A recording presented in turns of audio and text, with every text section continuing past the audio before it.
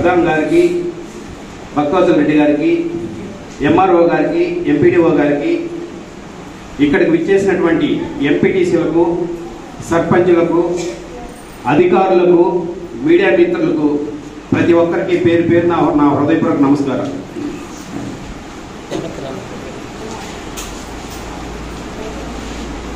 ఈ ప్రభుత్వంలో చేసే ప్రతి మంచి పనికి మేమందరమే సహకరించి ముందుండి విజయవంతంగా కంప్లీట్ చేయడానికి మా వంతు ఎంత సహకారం కావాలో అంత సహకారం అందిస్తామని ప్రతి అధికారికి తెలియజేస్తా ఉన్నాం. ఇక్కడుండే అధికారులు వీళ్ళు సపరేట్గా చెప్పనక్కర్లేదు, చాలా సందర్భాల్లో చెప్పాము. వీళ్ళంతా క్రీమ్ స్టేట్ లెవెల్లో లక్షల మందితో కాంపిటీషన్లో పదుల్లో ఎలక్ట్ అయినటువంటి ఆఫీసర్లు. మీకు ఎప్పటికీ మీకుండే గౌరవం ఉంటుంది. దేశాన్ని కావచ్చు, రాష్ట్రాన్ని కావచ్చు, మండలాన్ని కావచ్చు, వ్యవస్థలన్నింటినీ నడిపిస్తున్నది మీ అధికారులు. కానీ మేమేం కోరుకుంటామంటే, ఫార్చునేట్లీ అన్ఫార్చునేట్లీ లాస్ట్ టైం నన్ను చాలా బాధించిన విషయం ఈ సందర్భంలో మీకు గుర్తు తెలుసుకున్నాను.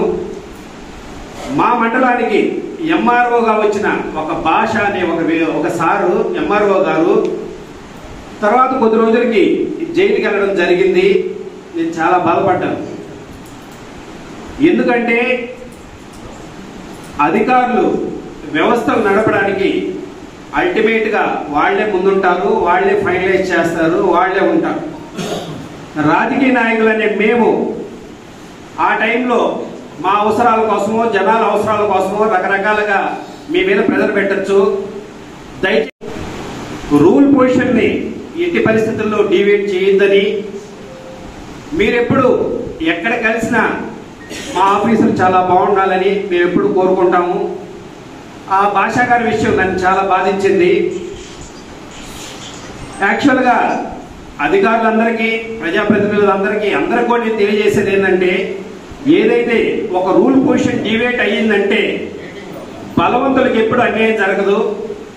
బలహీనులకి, పేదోళ్ళకి, ఏదైతే చదువులేని వాళ్ళు ఏదైతే పల్లెటూరులో ఉంటారో ఆ పేద వర్గానికి మాత్రమే, ఆ బలహీన వర్గానికి మాత్రమే అన్యాయం జరుగుతుంది. కాబట్టి దయచేసి రూల్ పొజిషన్ ఎవరు డివేట్ చేయొద్దని, మీరు ఎట్టి పరిస్థితుల్లో మీ అధికారాన్ని సక్రమంగా వినియోగించుకోవాలని, మీరు చేసే ప్రతి పనిలో మా సహకారం ఎప్పుడు ఉంటుందని మీ అందరికీ తెలియజేసుకుంటూ, ఈ కొత్త గవర్నమెంట్లో 10 మంచి పనులు చేయాలని, మా మండలం అన్ని మండలాల కన్నా